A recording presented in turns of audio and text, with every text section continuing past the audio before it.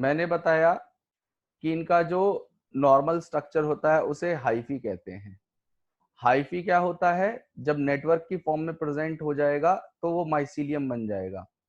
अब इनका जो माइसीलियम है वो सेप्टेट हो सकता है अगर वहां पे सेप्टा प्रेजेंट है। उनकी सेल्स को डिवाइड करने के लिए ये सेल्स के बीच में अलग अलग न्यूक्लियसेस लगे हुए हैं। ठीक है, सेप्टा प्रेजेंट है तो सेप्टेट, और सेप्टा प्रेजेंट नहीं है तो एसेप्टेट। अब यहां पे बताया मैंने सेप्टेट वाली कंडीशन में एक कंडीशन होगी जिसे मोनोकैरियोटिक कंडीशन कहेंगे, जहां पे each cell contain only single nucleus, only one nucleus is present. Dikaryotic stage में क्या हुआ? यहाँ पे दो न्यूक्लियस प्रेजेंट थे ईच सेल, दो न्यूक्लियस प्रेजेंट थे ईच सेल। ठीक है, दो न्यूक्लियस प्रेजेंट हैं। और एसेप्टेड कंडीशन को कहीं कहीं पे आपको लिखा मिलेगा सिनोसिटिक कंडीशन। एसेप्टेड कंडीशन को हम लोग सिनोसिटिक कंडीशन भी कहते हैं। रीजन इज व्हाट, अभी बताता हूं। इसे हम लोग सिनोसिटिक कंडीशन भी कह सकते हैं। रीजन इज व्हाट, जब भी कोई सेल हो और सेल के अंदर क्या हो कि न्यूक्लियस डिवाइड ना हो, केवल सॉरी साइटोप्लाज्म डिवाइड ना हो, केवल न्यूक्लियस डिवाइड, न्यूक्लियर जो है यहाँ पे अलग अलग डिवीजन होता चला जाए।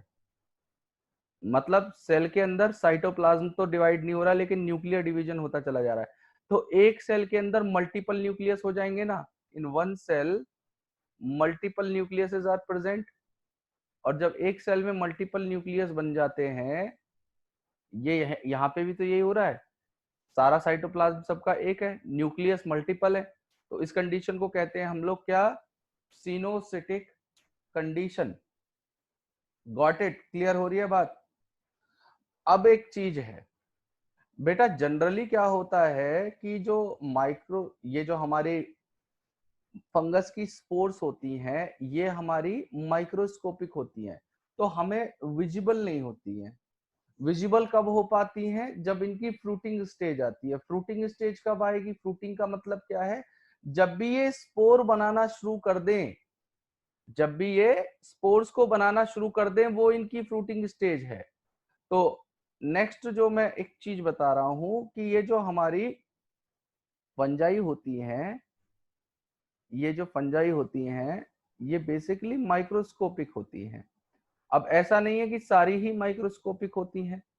आपने मशरूम को देखा होगा, जो एडेबल हमारी फंजाई है, मशरूम का जो स्ट्रक्चर है वो विजिबल है, आप इजीली उसे देख पाओगे। लेकिन ज्यादातर जो फंजाइज हैं वो हमारी क्या है? माइक्रोस्कोपिक होती हैं और not visible generally. They are basically visible during, they are visible during fruiting stage, जब ये स्पोर्स को बनाएंगी तब आप इन्हें देख सकते हो। अब फ्रूटिंग का मतलब क्या है? जब ये स्पोर फॉर्मेशन करेंगे, उसी चीज को फ्रूटिंग स्टेज कहा जाता है फंजाई के अंदर। और एक दो चीजें और हैं जो यहाँ पे मैं क्लियर करना चाहूंगा आपको, फिर मैं इनके जर्नल फीचर्स पे आऊंगा और क्लासिफिकेशन करूंगा। देखिए, कहीं कहीं पे आपको ये जो सेप्टेट कंडीशन बताई थी, सेप्टेट कंडीशन बताई थी, तो कहीं कहीं पे जब आप रेफरेंस बुक के थ्रू पढ़ेंगे तो वहां पे आपको पोर्स पढ़ने के लिए मिलेंगे। पोर्स क्या होते हैं वो देख लीजिए। पोर्स सिंपल पोर्स की फॉर्म में भी हो सकते हैं या ब्लस्ड पोर्स की फॉर्म में भी हो सकते हैं। जैसे ये आपके फंजाई है, फंजाई के बीच में ये सेप्टा है जो कंप्लीटली प्रेजेंट नहीं है। तो यहाँ पे क्या हो रहा है? इस सेल का साइटोप्लाज्म इस सेल के कांटेक्ट में है, इस सेल का साइटोप्लाज्म इस सेल के कांटेक्ट में है, इस सेल के कांटेक्ट में। तो इनके जो डिफरेंट डिफरेंट सेल्स हैं उनके साइटोप्लाज्म एक दूसरे के कांटेक्ट में है ना भाई। तो इस कंडीशन को हम लोग पोर कंडीशन कहते हैं। तो ये जो बनाई है मैंने यहाँ पे, ये जो मैंने कंडीशन बनाई है, these are called simple pores. तो दीज आर व्हाट, ये न्यूक्लियस बना रहा हूं आपको, तो इन्हें कहते हैं हम लोग सिंपल पोर। और ये सिंपल पोर वाली कंडीशन आपको अभी मैं आगे जब क्लासिफिकेशन करूंगा तो बताऊंगा कि एक क्लास होती है जिसे एस्कोमाइसिटीज कहते हैं, उसके अंदर देखने के लिए मिलेगी।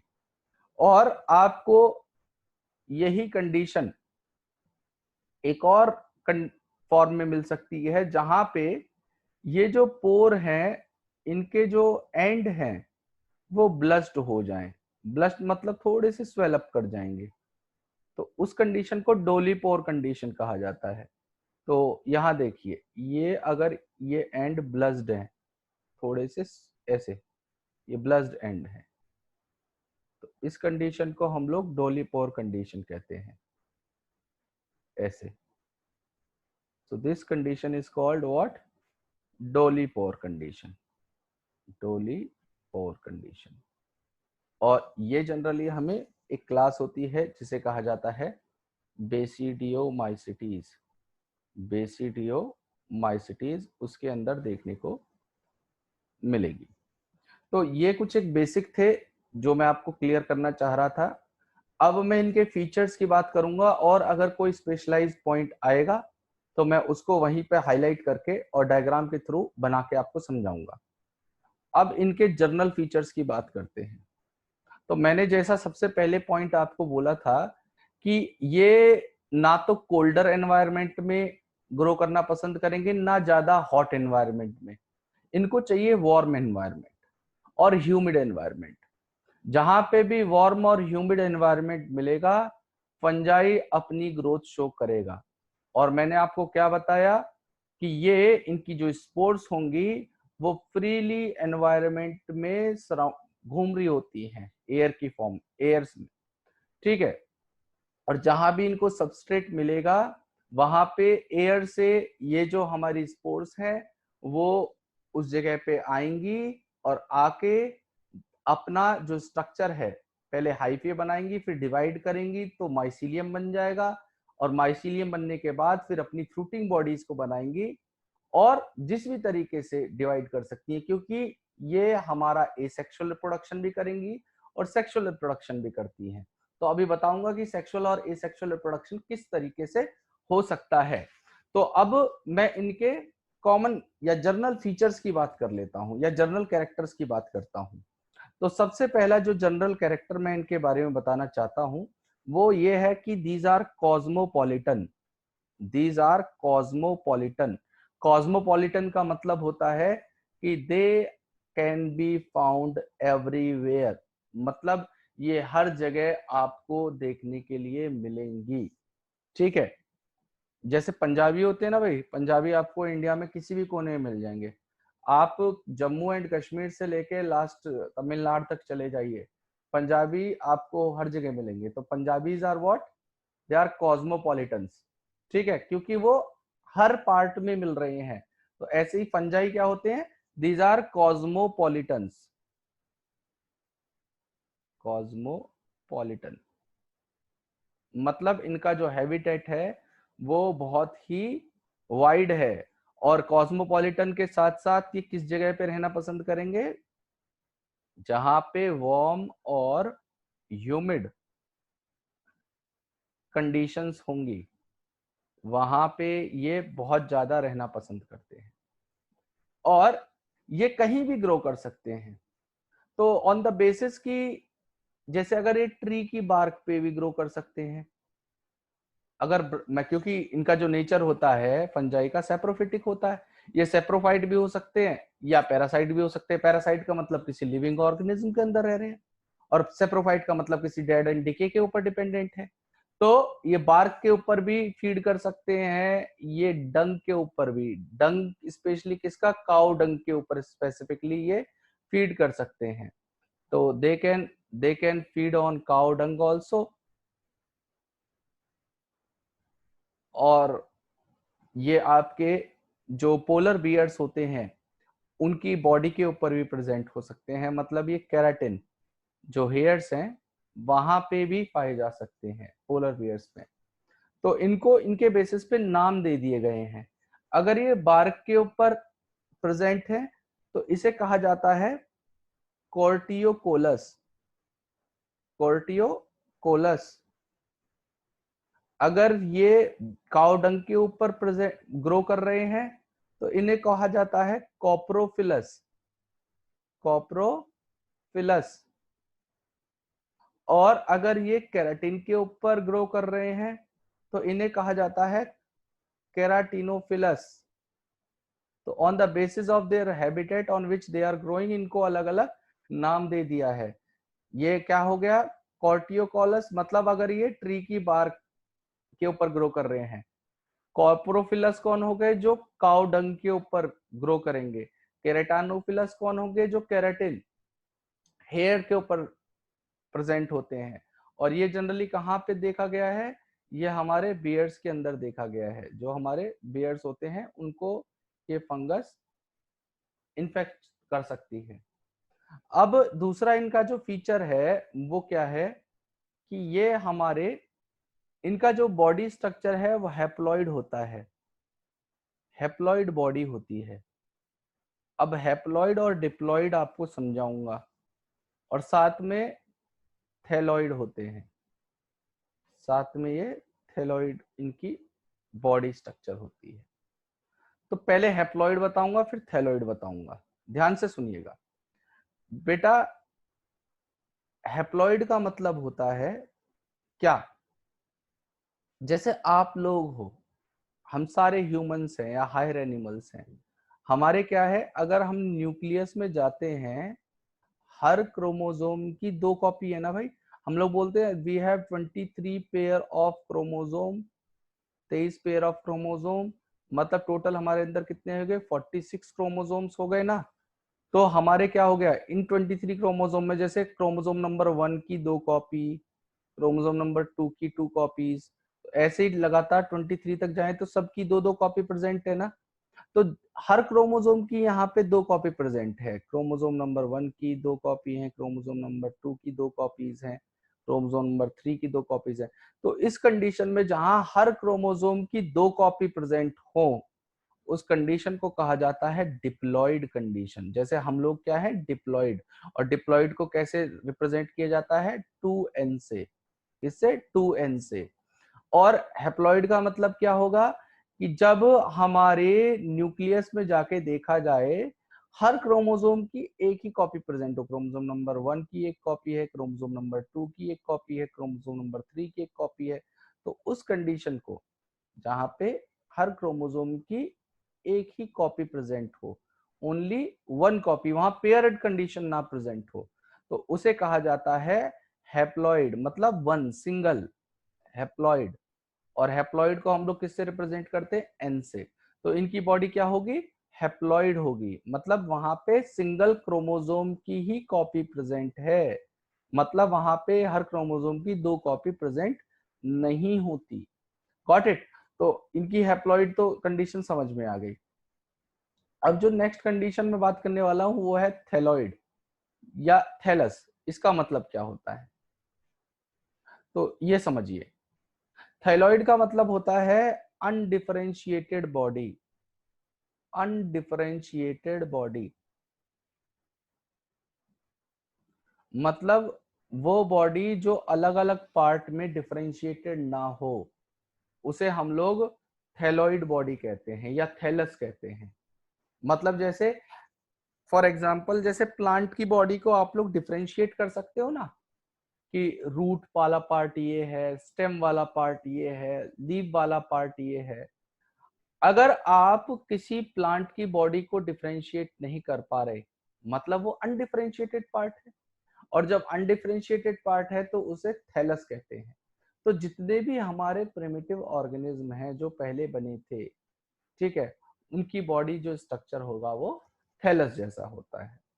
अब इनकी अगर मैं सेलुलर कंडीशन की बात करूं, थर्ड कैरेक्टरिस्टिक्स के ऊपर आता हूं, तो बेटा ये क्या होते हैं, जब बायोलॉजिकल क्लासिफिकेशन किया था हमने इन्हें यूकैरियोट की कंडीशन में रखा था ना, और यूकैरियोट में भी इन्हें मल्टीसेलुलर कहा था। लेकिन मल्टीसेलुलर कंडीशन के साथ साथ कहीं कहीं पे ये यूनिसेलुलर भी हो सकते हैं। ठीक है, जैसे ईस्ट हो गया, ईस्ट के अंदर यूनिसेलुलर कंडीशन होती है। तो these are what, multicellular और यूनिसेलुलर। और यूनिसेलुलर का एग्जाम्पल है क्या, हमारा ईस्ट। ईस्ट, ठीक है। और नेक्स्ट पॉइंट के ऊपर आता हूं मैं, नेक्स्ट पॉइंट के ऊपर आता हूं, आप साथ साथ में इसे लिखते रहिएगा।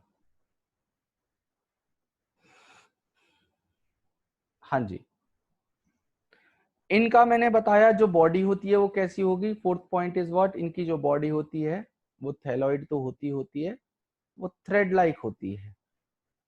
वो क्या होती है, थ्रेड लाइक होती है। और जब थ्रेड लाइक बॉडी है तो उसे हम लोग क्या कह रहे थे, हाइफी। हाइफी, इनकी बॉडी क्या होगी, थ्रेड लाइक होगी, जिसे हम लोग हाइफी कहेंगे। और जब इनका नेटवर्क बन जाता है हाइफी का, तो क्या बन जाएंगे ये हमारे माइसीलियम कहलाते हैं। हाइफी जब नेटवर्क में प्रेजेंट हो तो वो क्या फॉर्म करेगी, माइसीलियम फॉर्म करेगी। क्लियर है। अब नेक्स्ट पॉइंट इनका मैं बताता हूं, इनकी सेल वॉल का नेचर क्या है। इनकी सेल वॉल का नेचर क्या है, तो बेसिकली जो इनकी सेल वॉल है वो काइटिन की बनी होती है। Their cell wall is made up of what, chitin. तो देखिए क्या होगा,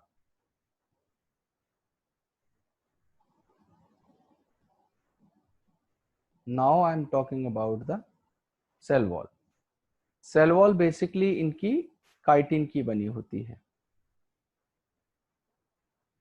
और काइटिन किस चीज का पॉलीमर है, chitin is polymer of N acetyl glucosamine. मतलब बहुत सारी एन एसिटाइल ग्लूकोस अमीन जब एक यूनिट में लग जाएंगे तो वो काइटिन को फॉर्म कर लेते हैं। तो chitin is a polymer of N acetyl glucosamine.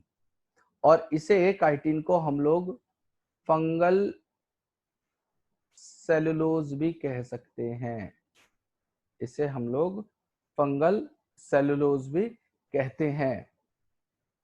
और इसके नेक्स्ट पॉइंट की बात करूं तो इनका जो रिजर्व फूड है, इनका जो रिजर्व फूड होता है वो किस फॉर्म में प्रेजेंट होता है, या तो ये स्टार्च की फॉर्म में, सॉरी ग्लाइकोजन की फॉर्म में स्टोर करेंगे, क्योंकि स्टार्च में तो प्लांट्स करते हैं केवल। ग्लाइकोजन की फॉर्म में अपने फूड को स्टोर करेंगे, या ऑयल्स की फॉर्म में अपने फूड को स्टोर करते हैं। और यहाँ पे बेटा जो माइटोसिस होता है वो एक अलग तरीके का माइटोसिस होगा। यहाँ पे जो माइटोसिस होता है वो बहुत अलग टाइप का माइटोसिस होगा। जैसे जनरली क्या होता है, जनरली सुनना, जनरल केसेस की बात कर रहा हूं, जैसे हम लोग के अंदर होता है। हमारे अंदर जब भी माइटोसिस होता है, cell division, mitosis is what, equational division. जब चैप्टर नंबर 10 पढ़ेंगे तो वहां पे पढ़ा जाएगा इस चीज को। तो जनरली क्या होता है, जब भी माइटोसिस होने वाला होता है तो न्यूक्लियस और न्यूक्लियोलस दोनों पार्ट क्या करते हैं, ये डिसअपियर हो जाते हैं। ये क्या हो जाते हैं, डिसअपियर हो जाते हैं। ठीक है। और उसके बाद स्पिंडल फाइबर फॉर्म होते हैं। उसके बाद हमारा सेल जब अंदर से बिल्कुल ये सब डिसअपियर हो जाएंगे, तब आपके स्पिंडल फाइबर फॉर्मेशन शुरू होती है। जो स्पिंडल फाइबर मैंने बताए थे, स्पिंडल फाइबर ऐसे सेंट्रियोल वाले पार्ट से निकलते हैं जिसपे क्रोमोसोम्स आके लगते हैं, याद करिएगा। ठीक है, इस तरीके से स्पिंडल फाइबर आते हैं, लगते हैं।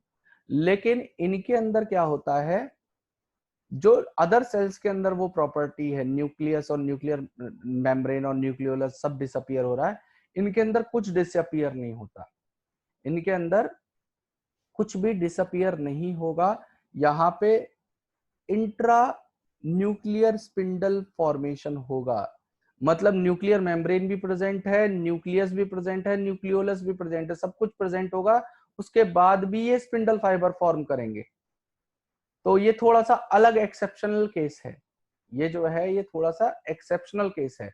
और इस कंडीशन को जब हमारा माइटोसिस के समय nucleus, nuclear membrane and nucleolus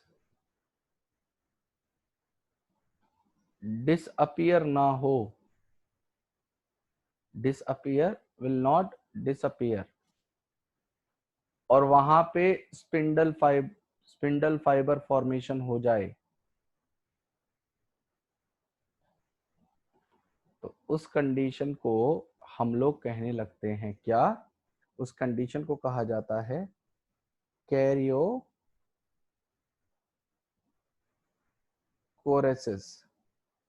कैरियोकोरेसिस, कैरियोकोरेसिस condition कहा जाएगा उसे। Got it? मतलब यहाँ पे इंटर न्यूक्लियर या intra nuclear spindle fibre formation हो रही है, यहाँ पे इंट्रा न्यूक्लियर स्पिंडल फाइबर की फॉर्मेशन हो रही है। Got it? Now next point की बात करते हैं इसके, अब इसके रिप्रोडक्शन के ऊपर आ जाते हैं, अब इसके रिप्रोडक्शन के ऊपर आ जाते हैं कि इसका रिप्रोडक्शन किस तरीके से होगा। बेटा यहाँ पे दो तरीके से रिप्रोडक्शन कर सकते हैं, या तो ये रिप्रोडक्टिव फेज होगा या वेजिटेटिव फेज होगा। वेजिटेटिव फेज हमारा एसेक्सुअल रिप्रोडक्शन का पार्ट होता है, या ये वेजिटेटिव फेज होंगे, ठीक है। और इसमें जो वेजिटेटिव रिप्रोडक्शन होता है वो तीन तरीके से हो सकता है। जो वेजिटेटिव रिप्रोडक्शन है या वेजिटेटिव फेज है वो तीन तरीके से हो सकता है, या तो ये फ्रेगमेंटेशन कर लेंगे, या तो ये फ्रेगमेंटेशन कर लेंगे, या तो ये बडिंग करते हैं जैसे ईस्ट के अंदर होता है, या तो ये बडिंग करेंगे जैसे ईस्ट के अंदर हम लोगों ने देखा है, और या फिजन करते हैं, या ये फिजन करते हैं। अब फ्रेगमेंटेशन मतलब क्या है कि ये कोई एक बॉडी थी, इसमें डिफरेंट डिफरेंट ये सेप्टा वाली अलग अलग सेल्स हैं, अब ये सेल्स क्या हो जाएं, ब्रोकन डाउन हो जाएं, ये अलग अलग हो जाएं एक दूसरे से, ये अलग अलग हो जाएं, और ये कंप्लीट फंजाई को आफ्टर सम टाइम फॉर्म कर ले। इसी चीज को क्या कहा जाता है, फ्रेगमेंटेशन कहा जाता है, जहां आपने 10th क्लास के सिलेबस में इस चीज को पढ़ा होगा। बडिंग का मतलब आपके क्या होता है, जैसे ईस्ट के अंदर आप लोगों ने इसका एग्जांपल पढ़ा होगा, ये कोई फंजाई है, इसके ऊपर एक आउटग्रोथ निकलती है, एक बल्ब जैसा निकलता है, और उसके ऊपर हमारे इस तरीके से और आउटग्रोथ बनती चली जाती हैं, जिसे बड्स कहते हैं, जिन्हें हम बड्स कहते हैं।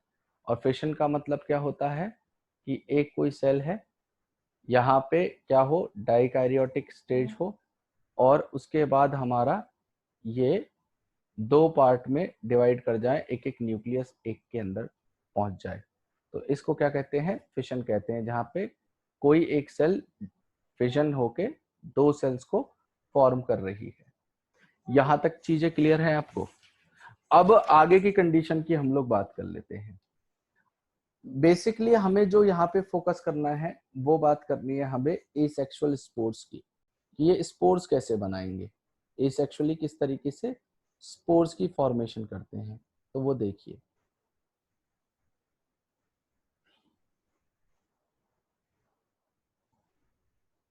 हाँ जी, तो आई am talking about the asexual spores, asexual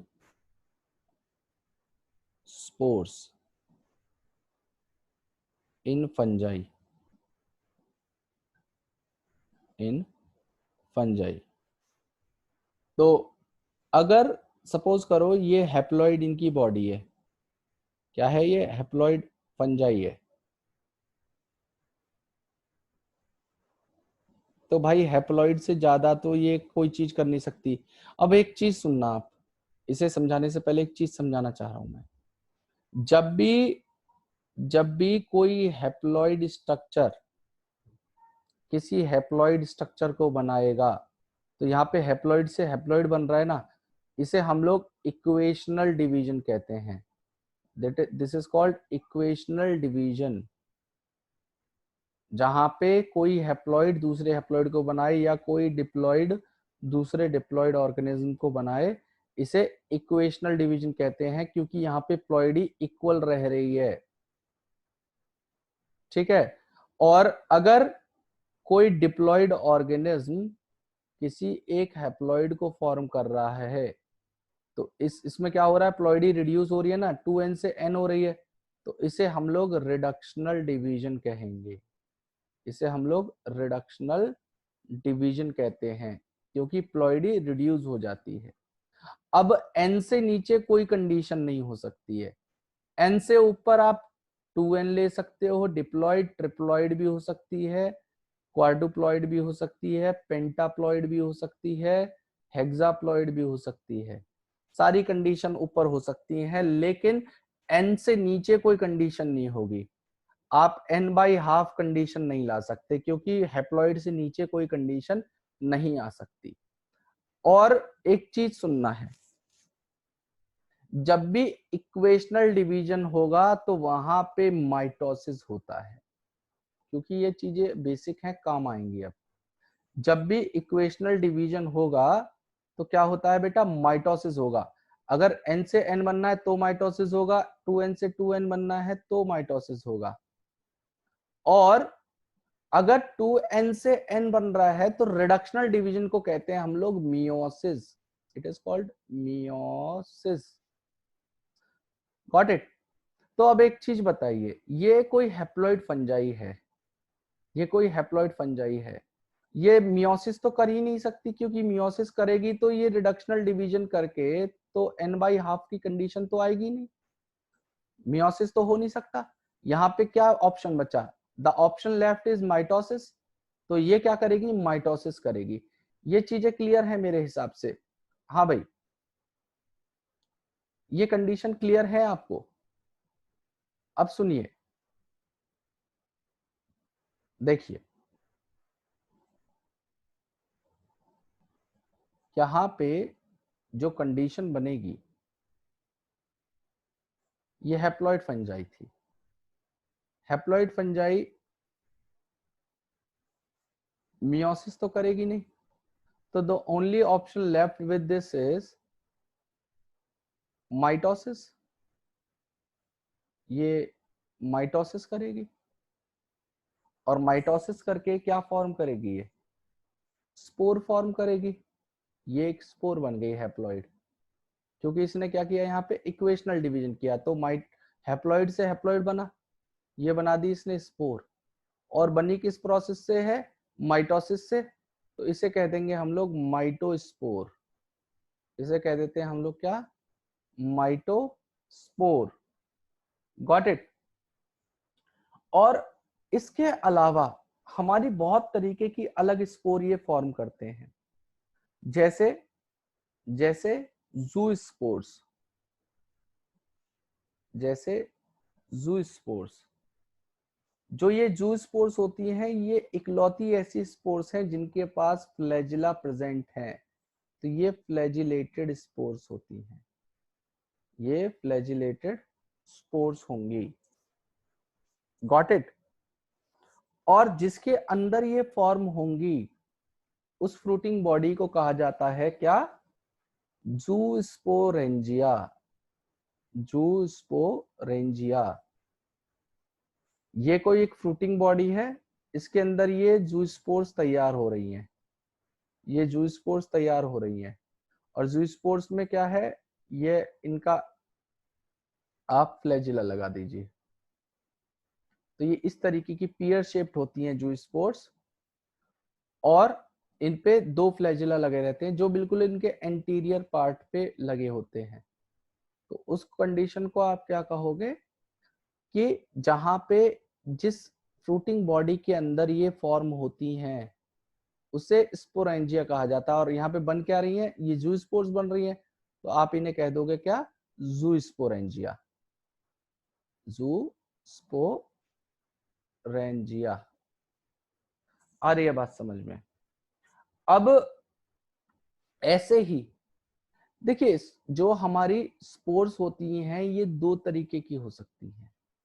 या तो ये देखो फ्रूटिंग बॉडी के विद इन बने, अगर ये अंदर बन रही है फ्रूटिंग बॉडी के तो इन्हें एंडोजिनस स्पोर कहा जाता है, इन्हें एंडोजिनस स्पोर कहा जाता है।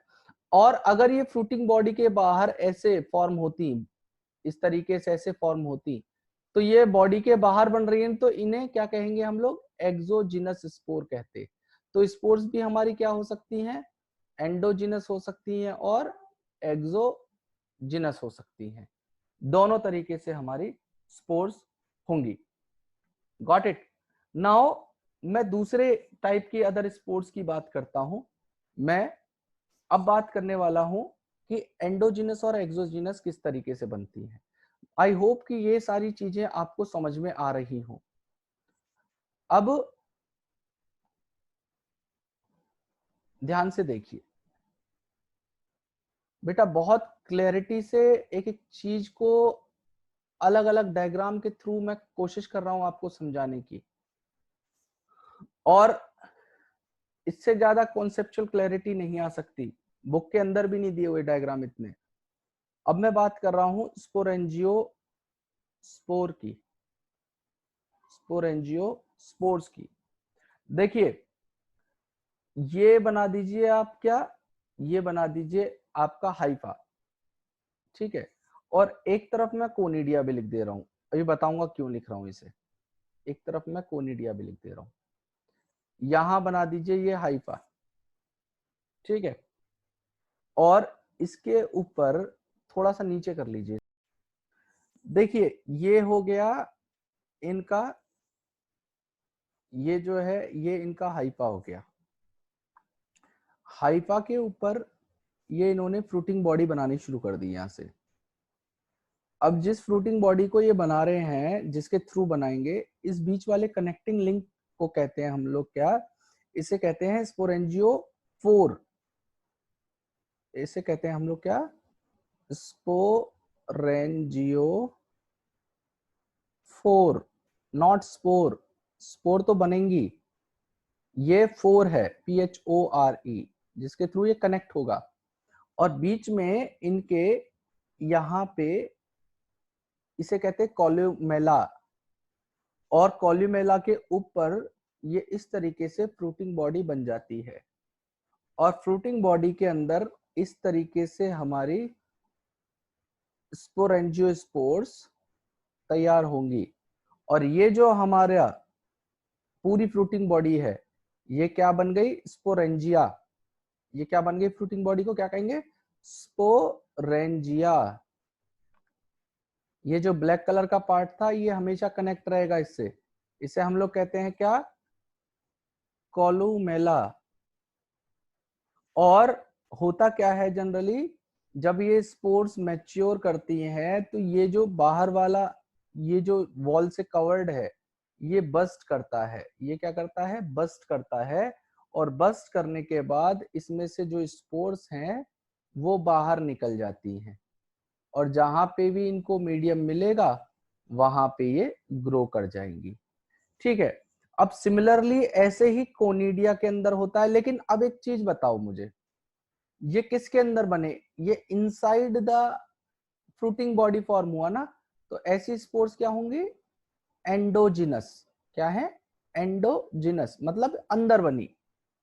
और एक होती है एक्सोजिनस। एक्सोजिनस को मैं अलग कलर से बना रहा हूं, यहां देखिए, यहां पे सिमिलरली ये एक फॉर्म हुआ, ये हमारा, इसे क्या कह दोगे आप? कोनिडियो फोर। जैसे ये क्या था? स्पोरेंजियो फोर, यहां पे बन गया कोनिडियो फोर, ठीक भाई।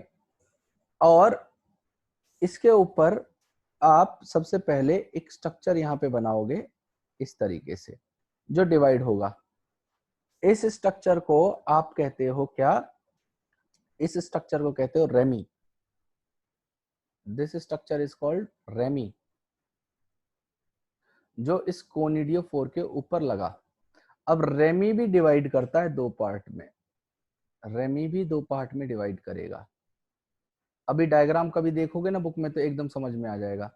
तो रेमी के ऊपर जो ये दो पार्ट डिवाइड हुए, इन्हें कहते हैं हम लोग मेटुले, इन्हें कहते हैं मेटुले, मेटुले। और मेटुले के ऊपर हमारी फ्लैश शेप के स्ट्रिगमेटा फॉर्म करेंगे। इनके ऊपर फ्लैश शेप के आप बना दीजिए स्ट्रिगमेटास, ये फ्लैश शेप के बना दीजिए जिन्हें कहते हैं हम लोग स्ट्रिगमेटास। और इनके ऊपर क्या होता है, ये स्पोर्स बना दीजिए, इनके ऊपर आप स्पोर्स बना दीजिए। यहाँ पे ये बन गई हमारी स्पोर्स। तो ये जो बनी ये थी क्या हमारी कोनिडियाज, कोनिडिया। तो ये कहाँ बनी, बाहर बनी ना बेटा, एक चेन में फॉर्म हुई। तो इन्हें कहते हैं एक्सोजिनस स्पोर, एक्सोजिनस स्पोर। तो फिर से रिपीट कर रहा हूं मैं, ये था जो ये हाइफा था इसका, ये हाइफा था। इस हाइफा पे सबसे पहले क्या बनी, कोनिडियोफोर बनी। ठीक है, कोनिडियोफोर के ऊपर ये डिवाइड हुई दो पार्ट में, जिसे कहा मैंने क्या, रेमी। ठीक है, ये बन गए दो पार्ट में डिवाइड हो गया, ये रेमी हो गया। रेमी भी फर्दर सब डिवाइड हुआ, जिसे मैंने क्या कहा, मेटुली, METULAE, मेटुली। और मेटुली के ऊपर जो फ्लैश शेप के स्ट्रक्चर बने, इन्हें मैं क्या कह रहा हूं, स्ट्रिगमेटा, STERIGMATA,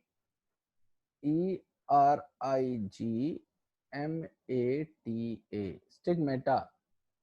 और इसके ऊपर हमारी कौन बन गई, ये कोनिडियाज बन गई। Got it. अब कभी कभी आपको एक टर्म सुनने के लिए मिलेगा, एक टर्म सुनने के लिए मिलेगा कि ऊडिया।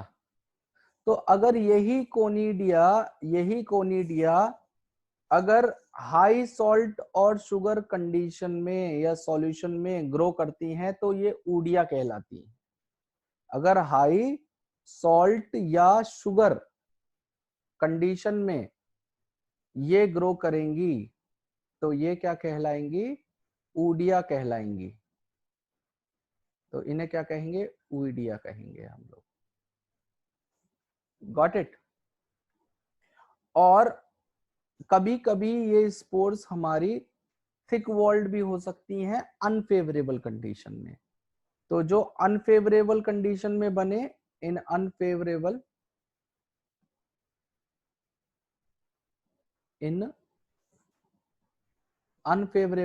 कंडीशन जो बनेंगी हमारी,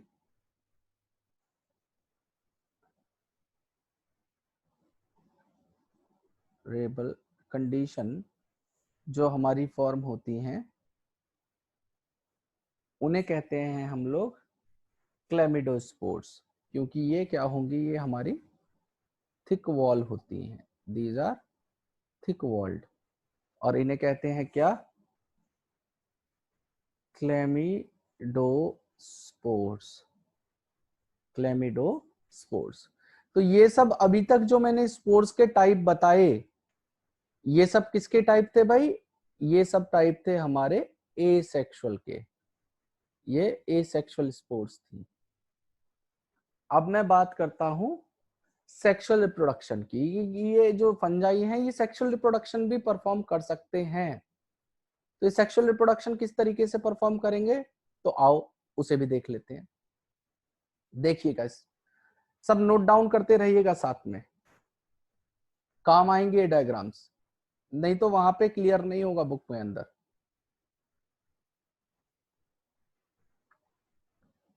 हाँ जी, अब मैं बात करता हूं sexual reproduction in fungi, sexual reproduction in fungi. ये जो सेक्सुअल रिप्रोडक्शन होता है बेटा, ये हमारा तीन तरीके से हो सकता है। ये हमारा बेसिकली 3 तरीके से होगा। तो देखिए किस तरीके से होगा। मैं नाम लिख रहा हूं, सबसे पहला लिख रहा हूं प्लाज्मोगेमी, प्लाज्मोगेमी। दूसरा लिख रहा हूं कैरियोगेमी, और तीसरा लिख रहा हूं मियोसिस। ये 3 तरीके के हैं जिनसे ये सेक्सुअल रिप्रोडक्शन करते हैं। अब इनमें डिफरेंस क्या है प्लाज्मोगेमी में? प्लाज्मोगेमी का मतलब होता है fusion of cytoplasm, fusion of cytoplasm को उसे हम कह देते हैं प्लाज्मोगेमी। कैरियोगेमी का मतलब होता है क्या? Fusion of nucleus. तो नाम से पता चल रहा है कैरियन, तो फ्यूजन ऑफ न्यूक्लियस, तो क्या होगा? कैरियोगेमी होगा। तो ऑब्वियस सी बात है, एक चीज बताओ आप भाई, 2 सेल थी वो एक साथ हमारी 2 न्यूक्लियस फॉर्म फ्यूज कर रहे हैं, तो वो सेल हो जाएगी, वो क्या बन जाएगी? हमारी डिप्लॉइड बन जाएगी। और डिप्लॉइड कोई सेल तैयार हो जाए, वो हैप्लॉइड स्पोर्स बनाती है ना, हैप्लॉइड स्पोर्स बनाती है, वो किस तरीके से बनाती है? मियोसिस करके। तो तीसरा तरीका हो गया हमारा क्या? मियोसिस, रिडक्शनल डिवीजन, जहां पे इन्होंने डिप्लॉइड स्पोर ने, डिप्लॉइड और फ्रूटिंग बॉडी ने किसी हैप्लॉइड स्पोर को फॉर्म कर दिया। आ रही है बात समझ में? अब अभी तक तो मैंने आपको बताई थी जो स्पोर थी वो एसेक्सुअल स्पोर्स थी, तो यहाँ पे कुछ स्पोर्स जो होती हैं वो सेक्सुअल स्पोर्स भी हो सकती हैं। तो सेक्सुअल स्पोर्स कौन कौन सी होंगी उनकी बात कर लेते हैं। सेक्सुअल स्पोर्स कौन कौन सी होंगी उनकी भी हम बात करते हैं। जैसे एक होती है हमारी जिसे कहा जाता है बेसिडियो स्पोर्स, ये हमारी सेक्सुअल स्पोर है। या एस्कोस्पोर्स, एस्कोस्पोर, ये दोनों हमारी सेक्सुअल स्पोर्स हैं, मतलब ये सेक्सुअल रिप्रोडक्शन के टाइम पे फॉर्म होती हैं। अब इसमें क्या होगा, तो डायग्राम से समझिए, इसे डायग्राम से समझिए। देखिए यहां पे जो एस्कोस्पोर लिखा है मैंने, तो भाई इसकी कोई फ्रूटिंग बॉडी होगी ना भाई, इसकी जो फ्रूटिंग बॉडी होगी उसे कहते हैं हम लोग एस्कोकार्प। इस फ्रूटिंग बॉडी को हम लोग कहते हैं क्या? एस्कोकार्प। Got it? और इस एस्कोकार्प के अंदर क्या होते हैं? इस टाइप के कुछ स्ट्रक्चर होते हैं जिन्हें कहा जाता है एस्कस, जिन्हें कहा जाता है एस्कस। और एस्कस के अंदर हमारे फॉर्म होते हैं ये एस्कोस्पोर्स, इस तरीके से, इस तरीके से। तो यहाँ पे ये अंदर वाला जो पार्ट था ये क्या हो गया हमारा? Ascus. That is called what? Ascus. और एस्कस के अंदर वाले पार्ट को क्या कहेंगे हम लोग? These are the ascospore.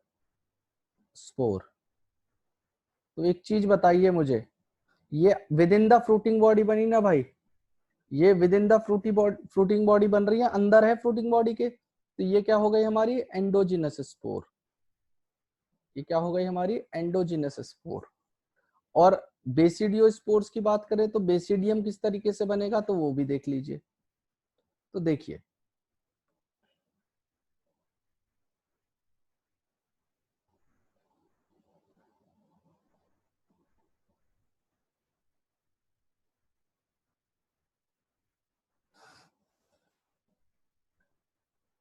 ये एस्कोकार्प था। अब मैं बात कर रहा हूं बेसिडियो स्पोर्स की।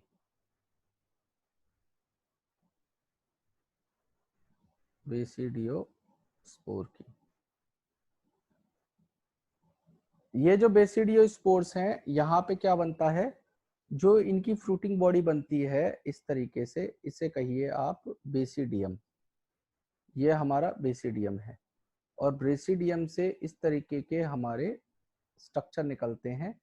और जिनके ऊपर हमारी ये बेसिडियोस्पोर्स प्रेजेंट होती हैं। ये जो था ये क्या है हमारा, ये है basidium, this is what basidium.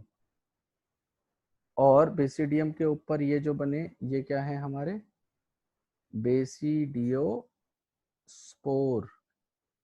तो ये बेसिकली क्या बनी हमारी, ये एक्सोजिनस स्पोर थी। तो ये सारी बेसिडियोस्पोर और एस्कोस्पोर ये दोनों हमारी क्या होंगी बेटा, ये हमारी सेक्सुअल स्पोर्स होंगी। और जो मैंने इससे पहले बताई थी आपको, जूस्पोर हो गई या स्पोरेंजियोस्पोर हो गई या कोनिडियाज हो गए या ऊडिया हो गए या क्लेमिडोस्पोर्स हो गई, वो सारी की सारी क्या थी, एसेक्सुअल स्पोर्स थी। अब इनके बीच में बेटा ये ना सेक्सुअल रिप्रोडक्शन भी कर सकते हैं, और सेक्सुअल रिप्रोडक्शन जो होता है उसे हम लोग कहते हैं प्लाज्मोगैमी। ठीक है, मतलब मैंने आपको बताया था प्लाज्मोगैमी का मतलब क्या होता है, fusion of cytoplasm. Fusion of cytoplasm is called what, plasmogamy. तो देखिए प्लाज्मोगैमी किस तरीके से होगी। प्लाज्मोगैमी करने के भी कई तरीके हैं, तो ध्यान से देखिएगा, लिखते भी रहिएगा साथ में। प्लाज्मोगैमी,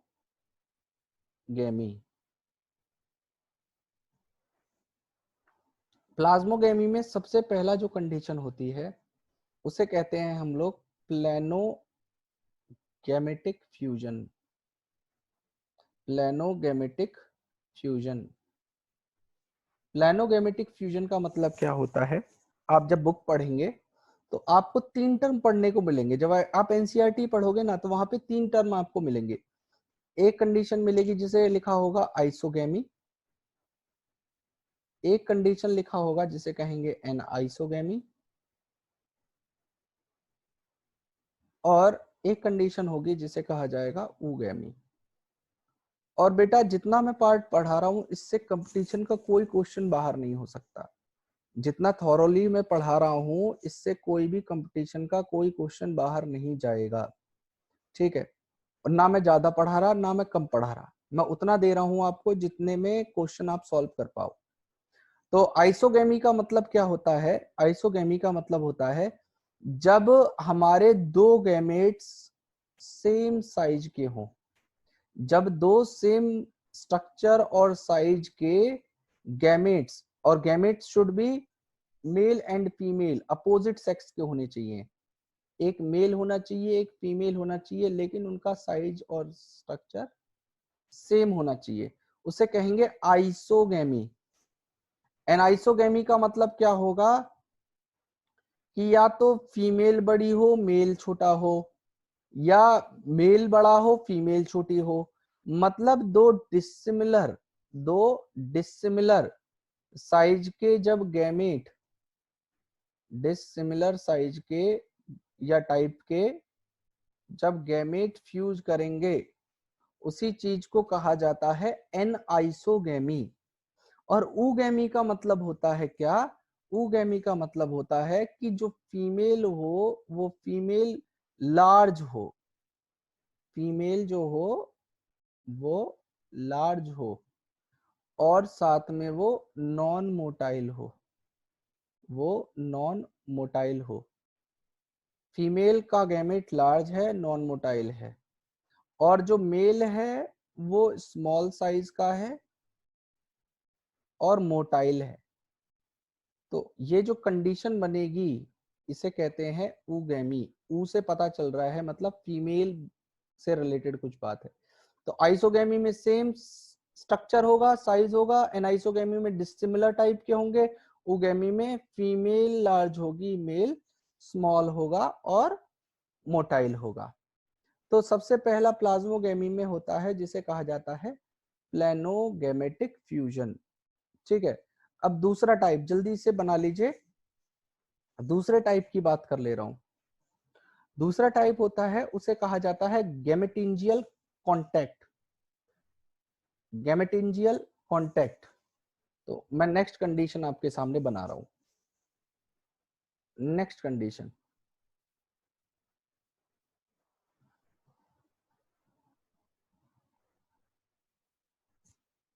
जिसे कहेंगे हम लोग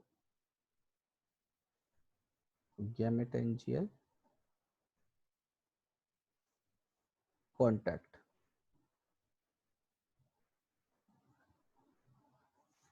यहां पे क्या होगा, यहां पे क्या होगा गैमेटेंजियल कॉन्टैक्ट के अंदर, आप देखिए ये दो स्ट्रक्चर हैं जिनकी वॉल एक दूसरे से फ्यूज्ड है।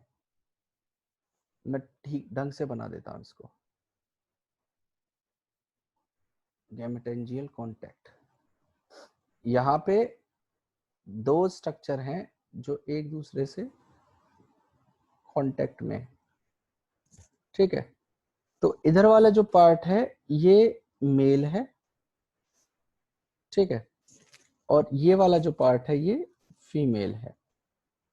और इनके बीच में क्या प्रेजेंट है, इनके बीच में यहाँ पे ओपनिंग है जिसके थ्रू साइटोप्लाज्म को ये एक दूसरे के बीच में ट्रांसफर कर सकते हैं। यहां से यहां ट्रांसफर हो सकता है या यहां से यहां ट्रांसफर हो सकता है, ठीक है। तो साइटोप्लाज्म है और ये न्यूक्लियस बना दीजिए। तो जो साइटोप्लाज्म है ये एक दूसरे के बीच में कांटेक्ट कर सकता है या ट्रांसफर कर सकता है, तो उसी चीज को कहा जाता है गैमेटेंजियल कांटेक्ट। तो यहाँ पे आप लिख सकते हैं cytoplasm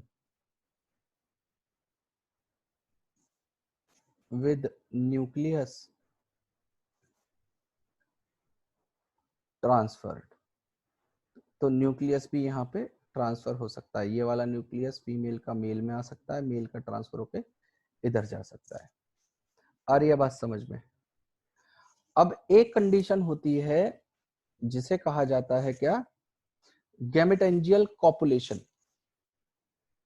next condition is what, gametangial copulation. इसका मतलब समझ लीजिए यहाँ पे क्या होता है, ये सब फंजाई में होता है। देख रहे हो कितने टाइप से फंजाई रिप्रोड्यूस कर सकती है।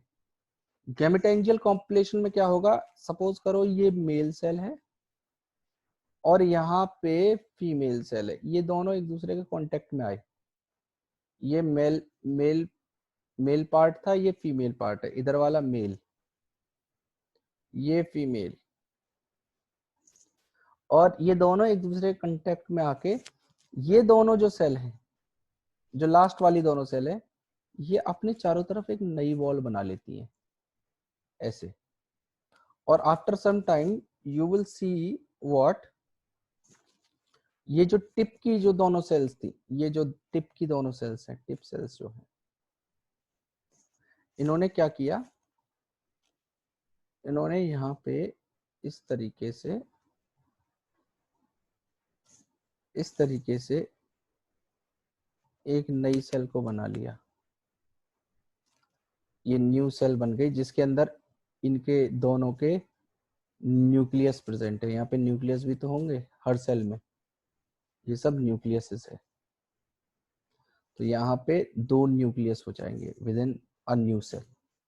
एक ये नई सेल बना दी जिसमें दोनों मेल और फीमेल पार्टनर के न्यूक्लियस प्रेजेंट हैं। इसे कहा जाता है गैमेटेंजियल कॉपुलेशन। उसके अलावा और भी दो तीन तरीके हैं, लेकिन उससे इतना ज्यादा क्वेश्चन नहीं पूछा जाता, जिसे हम लोग स्पर्मेटाइजेशन भी कह देते हैं और सोमेटोगेमी भी कह देते हैं, ठीक है। तो आप प्रोसेस के नाम लिख लीजिए बस, बाकी समझाने की ऐसे जरूरत नहीं है, नहीं तो तुम पागल हो जाओगे, कहोगे कि इन्हीं को याद करें या कुछ और भी याद करें। स्पर्मेटाइजेशन, मेटाइजेशन और सोमेटोगेमी, और दो प्रोसेस होते हैं इनके अलावा भी। ये सब हमारे प्लाज्मोगेमी का पार्ट था, सोमेटोगेमी। लिख लीजिए जल्दी। और अब हम इसके क्लासिफाई कर देते हैं अलग अलग क्लासेस में। अब इनको अलग अलग क्लासेस में क्लासिफाई कर दे रहा हूं, किंगडम फंजाई को, कि किस किस बेसिस पे इनको क्लासिफाई किया हुआ है। तो देखिए सबसे जो पहला क्लासिफिकेशन है वो बेटा इनके रिप्रोडक्शन के बेसिस पे किया गया है कि इनके अंदर सेक्सुअल रिप्रोडक्शन हो रहा है नहीं हो रहा, और और अगर सेक्सुअल रिप्रोडक्शन है तो उनको अलग क्लास दे दी है, जिनके अंदर नहीं है उनको अलग क्लास दी है। तो ध्यान से देखिए, मैं यहाँ पे लिख रहा हूँ किंगडम फंजाई, किंगडम फंजाई, और इस किंगडम फंजाई को मैं क्लासिफाई कर रहा हूँ दो पार्ट में। सबसे पहला जहां पे सेक्सुअल रिप्रोडक्शन, सेक्सुअल, आप पूरा लिखिएगा, sexual reproduction not identified, not identified, और यहां पे सेक्सुअल रिप्रोडक्शन, रिप्रोडक्शन आइडेंटिफाइड होगा, आइडेंटिफाइड। तो जो जिनके अंदर नॉट आइडेंटिफाइड है सेक्सुअल रिप्रोडक्शन, उन्हें कहते हैं हम लोग क्या, फंगस इनपरफेक्टी या फंजाई इम्परफेक्टी, मतलब ये इनपरफेक्ट फंजाई हैं, फैक्टी, क्योंकि ये सेक्सुअल रिप्रोडक्शन परफॉर्म नहीं कर रही है, और इसमें एक ही क्लास है जो हमें पढ़नी है, उसे कहते हैं ड्यूटेरोमाइसिटीज, ड्यूटेरोमाइसिटीज। हालांकि बुक में सबसे लास्ट में दी हुई है, इनके अंदर सेक्सुअल रिप्रोडक्शन नहीं होता, इसलिए इन्हें फंगस इनपरफेक्ट कहा जाता है, और ड्यूटेरोमाइसिटीज जो है इनका क्लास है। अब दूसरा जो क्लास है सेक्सुअल रिप्रोडक्शन वाला, इसमें भी दो तरीके से किया हुआ है। एक वो जो प्रिमिटिव फंजाई है, एक वो जो प्रिमिटिव फंजाई है, जो ओल्डर टाइप की फंजाई है, और इन प्रिमिटिव फंजाई की क्लास को कहा जाता है ऊमाइकोटा, इन्हें कहा जाता है ऊमाइकोटा। और ये जो ऊमाइकोटा होता है बेटा, इनके अंदर जो माइसीलियम होता है वो एसेप्टेट होता है। समझ में आया गया होगा आपको, मैंने शुरुआत में बताया था कि सेप्टेट और एसेप्टेट का मतलब क्या है, इसीलिए वो इनिशियली मैंने एक्सप्लेन किया था। तो इनका जो माइसीलियम होगा, इनका जो माइसीलियम होगा वो एसेप्टेट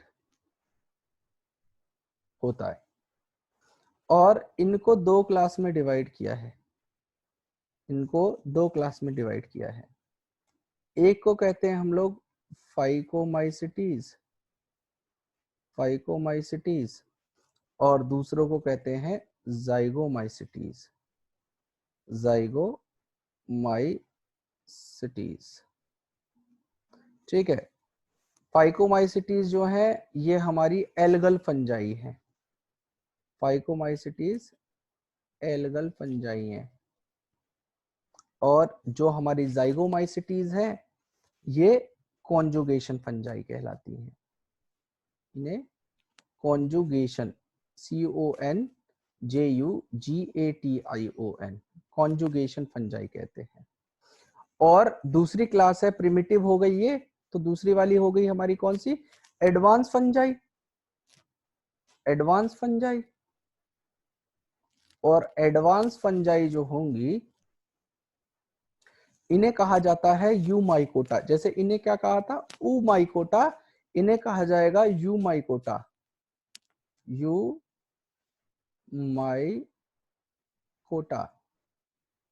और यूमाइकोटा का जो माइसीलियम है वो सेप्टेट होता है, तो लिख लीजिएगा, मैं शॉर्ट में लिख दे रहा हूं, माइसीलियम इनका सेप्टेट होता है, सेप्टेट होता है। और यहाँ पे जगह नहीं है, इस वाली फंजाई को मैं इधर लिख दे रहा हूं, इसकी जो क्लासेस हैं, इसको दो क्लासेस में डिवाइड किया है बेटा, एक एस्कोमाइसिटीज और एक हमारा बेसिडियोमाइसिटीज।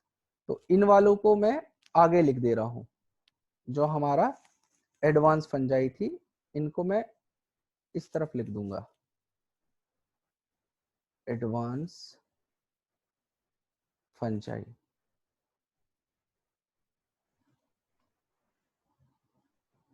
मैं इधर लिख रहा हूं। तो हमारी जो एडवांस फंजाई थी दैट इज यूमाइकोटा, इसको दो क्लास में डिवाइड किया है जिनका माइसीलियम सेप्टेट होता है। एक है एस्कोमाइसिटीज और दूसरा होता है बेसिडियो माइसिटीज। एस्कोमाइसिटीज को हम लोग सेक फंजाई भी कहते हैं, इनको हम लोग सेक फंजाई भी कहते हैं, और बेसिडियोमाइसिटीज को क्लब फंजाई कहते हैं। अब एक एक करके इनकी क्लासेस की बात करेंगे अलग अलग, ठीक है। ये चार्ट जल्दी से आप लोग बना लीजिए, फिर एक एक क्लास से मैं शुरुआत करता हूं कि इनकी जो क्लासेस हैं वो कैसे कैसे। तो सबसे पहले हमारी ओमाइकोटा की फाइकोमाइसिटीज हैं जो हमारी बुक में गिवन है, तो मैं वहां से शुरुआत करूंगा फाइकोमाइसिटीज से, जिन्हें हम एल्गल फंजाई कहते हैं। तो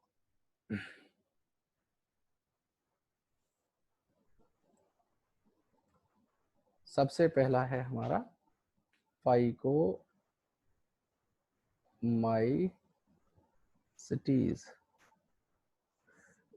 बेटा जो हमारे फाइकोमाइसिटीज के मेंबर्स हैं ये जनरली कहाँ पे पाए जाते हैं? These are found inside the aquatic habitat. इनका जो हैबिटेट होगा वो क्या होगा? एक्वेटिक हैबिटेट होगा।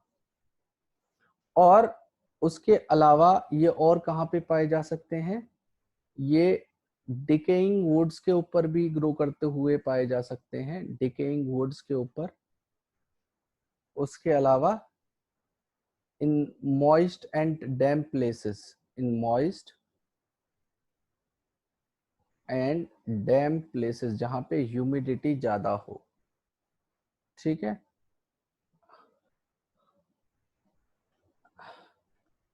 डैम्प प्लेसेस।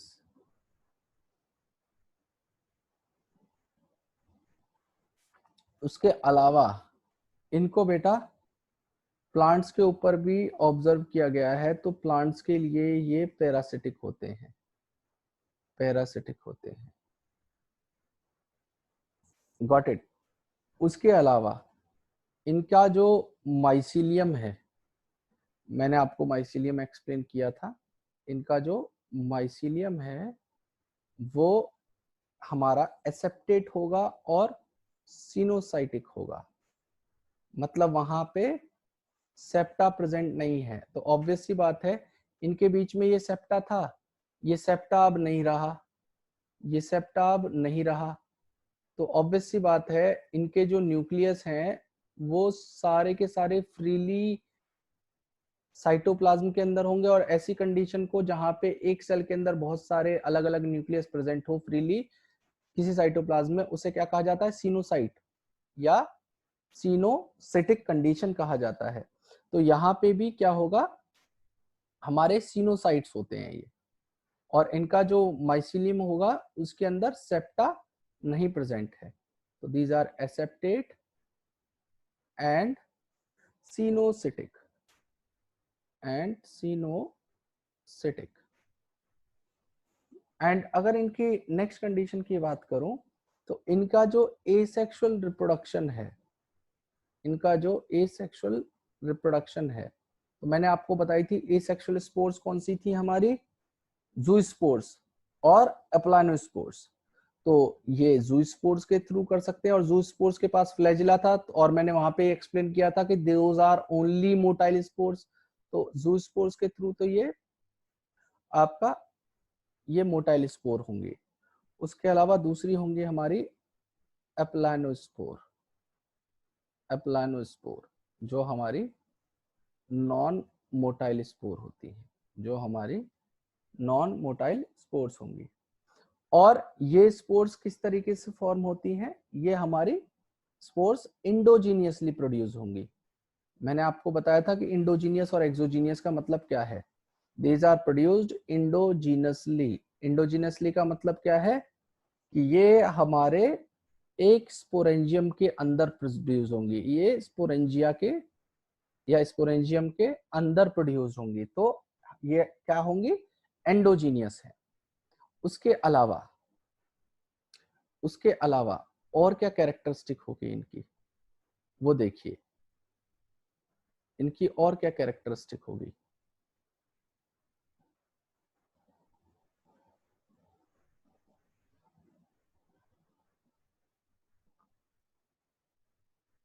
हाँ जी, तो दीज आर प्रोड्यूस्ड एंडोजीनसली। उसके अलावा और इनकी क्या कंडीशन बनती है, वो ध्यान से देखिएगा। यहां पे क्या होता है, कभी कभी जाइगोस्पोर्स भी फॉर्म हो जाती है, यहाँ पे जाइगोस्पोर्स भी फॉर्म हो जाती हैं। और ये जाइगोस्पोर्स कैसे फॉर्म होती हैं, जब हमारे टू गैमेट्स का फ्यूजन एक साथ हो जाए, जब फ्यूजन हो जाए एक साथ टू गैमेट्स का, तो उसे जाइगोस्पोर्स कहते हैं। Got it. एंड इनके जो स्पोर्स होंगे, अगर वो सिमिलर होते हैं, अगर इनके जो गैमेट्स हैं वो अगर सिमिलर हैं, तो उन्हें हम कह देते हैं क्या, आइसोगैमस, जिनके बीच में फ्यूजन हो रहा है। और अगर ये डिसिमिलर हैं, अगर ये डिसिमिलर हैं गैमेट्स, तो उसे क्या कह देते हैं हम लोग, एनाइसोगैमस या ऊगैमस, एनाइसोगैमस और ऊगैमस, और ऊगैमस। और इनके जो एग्जाम्पल्स हमने पढ़ने हैं यहाँ पे, वो कौन कौन से हैं, जैसे Mucor is a example of phycomycetes, जो हमारा राइजोपस होता है, जो राइजोपस होता है। इन्हें बेसिकली क्या कहते हैं, इन्हें कहते हैं हम लोग ब्रेड मोल्ड्स,